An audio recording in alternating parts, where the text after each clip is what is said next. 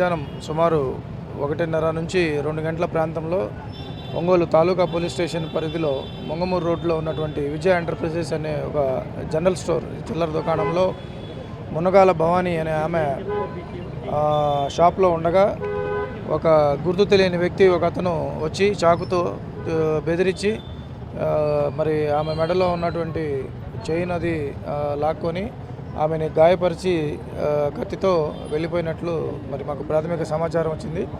సమాచారం అందిన వెంటనే మరి మేము పోలీసు మా రక్షక సిబ్బంది బ్లూ కోల్డ్ సిబ్బంది ఇమీడియట్గా రావటం జరిగింది.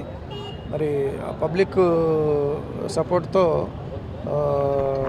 పారిపోయినటువంటి వ్యక్తిని అదుపులోకి తీసుకున్నట్లు తెలిసింది.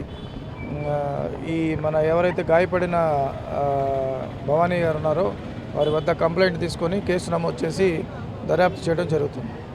ఇప్పుడే మనకి తెలిసింది, ఇంకా అటువంటిదేమీ లేదు.